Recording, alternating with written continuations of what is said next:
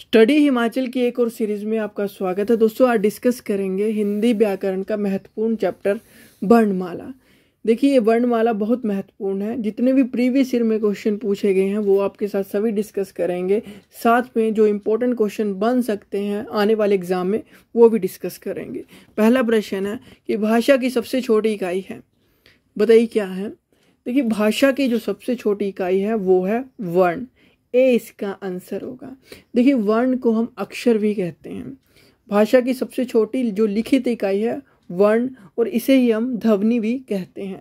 देखिए, वर्ण को हम अक्षर भी कहते हैं। जैसे हम इंग्लिश अल्फ़ाबेट की बात करें ABCD, ये एक अक्षर है। वैसे उसी तरह से हम बात करें हिंदी में A, ये क्या है, एक वर्ण है। अब बात करते हैं व्यंजन क्या होते हैं। देखिए, व्यंजन होते हैं जो भी वर्ण स्वरों की सहायता से बोले जाते हैं, उन्हें हम व्यंजन कहते हैं। अगले क्वेश्चन में इसके बारे में डिस्कस करेंगे, इसको थोड़ी देर के लिए छोड़ देते हैं। आगे है स्वर क्या होते हैं। देखिए, स्वर क्या होते हैं, जो भी वर्ण स्वतंत्र रूप से बोले जाते हैं उसे स्वर कहते हैं। ये भी बात करते हैं थोड़ी देर बाद। तो शब्द क्या होते हैं। देखिए, शब्द क्या होते हैं, भाषा की जो सबसे छोटी सार्थक इकाई होती है वो होती है शब्द। क्वेश्चन बन सकता है भाषा की सबसे छोटी सार्थक इकाई कौन सी है, वो है शब्द। सार्थक की बात कर रहा हूँ, ठीक है। भाषा की सबसे छोटी इकाई कौन सी है, वर्ण है, जो लिखित इकाई है। अब बात करते हैं जो शब्द क्या होते हैं। जैसे हमने लिख दिया राहुल, अभिषेक, अंकित, ये सभी क्या बन रहे हैं, एक शब्द बन रहा है, पूरा एक पूर्ण शब्द बन रहा है, उसे हम शब्द कहते हैं। इसका जो आंसर होगा वैसे ए होगा, वर्ण। भाषा की सबसे छोटी इकाई क्या है, वर्ण है। देखिए, इंपॉर्टेंट क्वेश्चन है, वर्णमाला किसे कहते हैं, बताइए। शब्द के समूह को, वर्णों के संकलन को, शब्द गणना को, या वर्णों के व्यवस्थित रूप समूह को। देखिए, इसका जो आंसर होगा डी होगा, वर्णों के व्यवस्थित समूह को। देखिए, व्यवस्थित समूह से मतलब है, जैसे हम अल्फ़ाबेट की बात करते हैं अंग्रेजी में A से Z तक, ABCD, एक व्यवस्थित रूप में लिखे जाने चाहिए, ठीक है, आगे पीछे नहीं होने चाहिए। वैसे ही जो हिंदी में है A, जो भी है उसको भी एक व्यवस्थित रूप से लिखा जाना चाहिए, उसे ही हम वर्णमाला कहते हैं। नेक्स्ट देखते हैं कि वर्ण के भेद कितने होते हैं। देखिए, वर्ण के दो भेद होते हैं, इसका बी आंसर होगा। एक तो होता है स्वर और दूसरा होता है व्यंजन। देखिए, जो भी वर्ण स्वतंत्र रूप से बोले जाएंगे वो होते हैं स्वर। व्यंजन वो होते हैं जो स्वरों की सहायता से बोले जाएंगे। देखिए, थोड़ा सा इसके बारे में डिस्कस करते हैं। ये मैंने एक इमेज ली है। देखिए, स्वर के बारे में बताया है, जो भी वर्ण स्वतंत्र रूप से बोले जाते हैं, जैसे अ, आ, ई, ऊ, री, ए, ओ, ठीक है, डबल ओ होगा, ठीक है, ओ, अंग, अ। देखिए, अब बात करते हैं लिखने के आधार पर जो स्वरों की संख्या होती है 11 होती है, पर उच्चारण के आधार पर 10 होती है। देखिए, उसमें यहाँ तक गिने जाते हैं, ठीक है, ओ तक गिने जाते हैं, तो 11 होगी। बट जब उच्चारण के आधार पर तो इसको री को नहीं गिना जाता। इसका भी कई कारण है। अब बात करते हैं, ये जो क्वेश्चन है यहाँ से क्वेश्चन भी बनता है, जो अंग और अ है। देखिए, अंग और अ को, इन दो को ऐसे क्वेश्चन बनता है, योग बह किसे कहते हैं। देखिए, एक मिनट,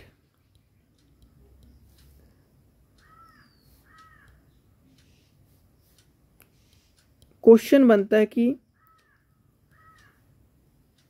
अयोग बाह कौन से समूह को कहते हैं। तो अयोग बाह जो समूह कहते हैं वो अंग और अ, ठीक है, अंग और अह को कहते हैं।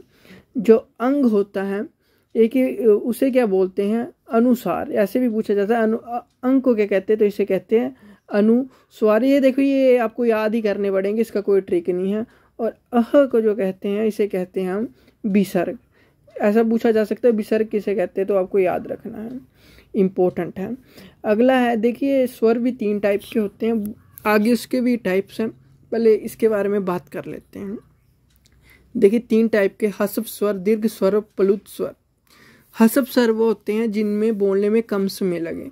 देखिए, जो शब्द मैंने बताए ऊपर, स्वर अ, आ, ई, ऊ, री, ए ओ ओ, ठीक है। उनमें जो सबसे ईजी है, जहाँ पे कोई भी ई की मात्रा नहीं लगी है, ऊ की मात्रा नहीं लगी है, किसी भी तरह की मात्रा नहीं लगी, उसे हस्व स्वर कहते हैं। ईजी लिखे जाए, अ ई ऊ, इसमें किसी भी तरह की मात्राएं नहीं लगी हैं, वो हो जाएंगे आपके कौन से, हस्व स्वर। और बात करते हैं दीर्घ स्वर, वो होंगे जिसमें हस्व स्वर से दुगना समय लगेगा, इसमें मात्राएं लग जाएंगी, ठीक है। ई ऊ, ए और ए भी आ जाएगा, इसमें ओ और डबल ओ भी आ जाएगा। देखिए जो क्वेश्चन पूछा जा सकता है संयुक्त स्वर कौन से होते हैं, तो ये याद रखना, ए ओ संयुक्त स्वर है। और प्लुत स्वर होते हैं जिनमें दीर्घ स्वर से अधिक समय लगे, जैसे ओम लिखते हैं हम, ओम, ठीक है। तो ओम लिखने में जो उच्चारण होता है, ऐसे स की आवाज आती है, जैसे जो ये है, इस तरह से इसको ओम, जो टाइम लगता है उसको इस तरह से कुछ लिखते हैं। तो जैसे राम, ये लिखा हुआ है मैंने नीचे, तो ये आपको याद रखना है। नेक्स्ट क्वेश्चन देखते हैं। देखिए ये प्रश्न पूछा भी गया, हिंदी वर्णमाला में अयोग वह वर्ण कौन सा है। मैंने ऊपर बताया अ, अंग और ह। देखिए जो अंग है उसे बोलते हैं हम अनुस्वार, ऐसे अकेला भी पूछा जा सकता है। और अह को बोलते हैं हम, क्या बोलते हैं इसे, विसर्ग। ये एक याद रखने, वर्णमाला में याद रखने की इसके कोई ट्रिक नहीं है, कोई ऐसी नहीं है कि इसके कुछ याद रखने का तरीका है, ठीक है। इसको आपको रटना ही पड़ेगा। आगे देखते हैं। देखिए इसमें पूछा गया निम्न में से कौन सा घोष वर्ण है। देखिए घोष और अघोष के बारे में, एक व्यंजन के प्रकार होते हैं, घोषित के आधार पर व्यंजन के प्रकार होते हैं, इसको थोड़ा समझ लेते हैं। देखिए घोष और अघोष की बात हो रही है। देखिए अघोष क्या होते हैं, देखिए मैंने नंबर दिए हैं, जैसे क वर्ग को, ये आपको याद करना पड़ेगा, ठीक है।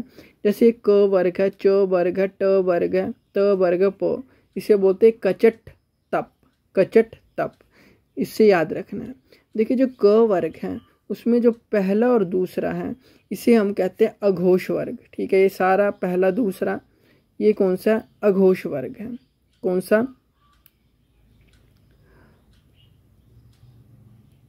अघोष वर्ग, ठीक है, अघोष वर्ग है।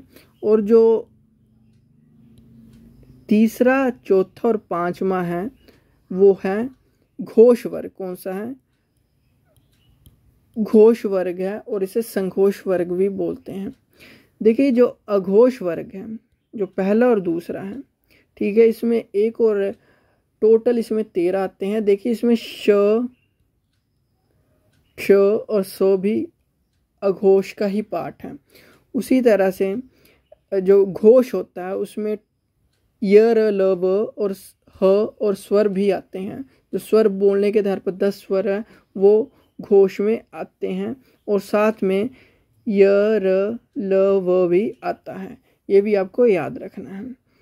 अब देखते हैं, इसको आप स्क्रीनशॉट ले लीजिए या कॉपी में लिख लीजिए, अब आपका आंसर निकल जाएगा। क्या है, निम्न में से घोष वर्ण है क, च, म, थ, तो ये म होगा। कैसे होगा देखते हैं। म की बात कर रहा हूँ, घोष की बात। देखिए म की बात हो रही थी तो मैंने म आंसर बताया था। मैंने लास्ट में बताया था थर्ड, फोर्थ और फिफ्थ कौन से हैं, घोष, घोष व्यंजन आते हैं, इसे संघोष भी बोलते हैं। म किसमें, फिफ्थ में आ रहा है, तो ये कौन सा होगा, घोष व्यंजन कहलाएगा। नेक्स्ट क्वेश्चन देखते हैं।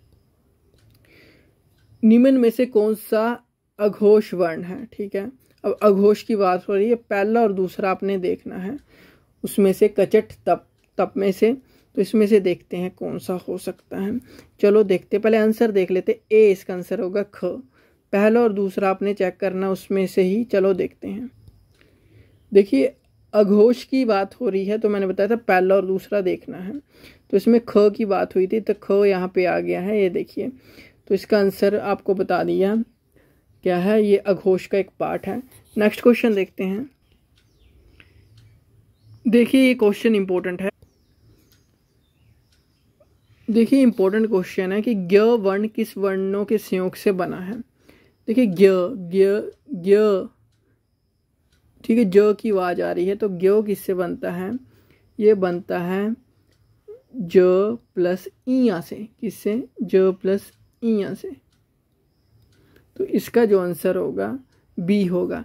कुछ 4 इंपॉर्टेंट है जो क्वेश्चन बनते हैं, इन चारों से क्वेश्चन बनते हैं, वो भी मैं आपको बता देता हूँ। जैसे देखिए श्र, श और र से बनता है, ये इंपॉर्टेंट है, इसको याद करना ही पड़ेगा, ठीक है, इसका कोई ट्रिक नहीं है। छ, क और श से बनता है। त्र, त और र से बनता है। ज्ञ, ज और इया से बनता है। तो ये याद रखना है। एक क्वेश्चन बन सकता है कि आगत व्यंजन किसे कहते हैं, आगत व्यंजन। तो आगत व्यंजन याद रखना है कि ऐसे पूछा जा सकता है ग कौन सा व्यंजन है, तो याद रखना आगत व्यंजन कौन से होते हैं, क, ख, ग, ज, फ। और एक पूछा जा सकता है क्वेश्चन कि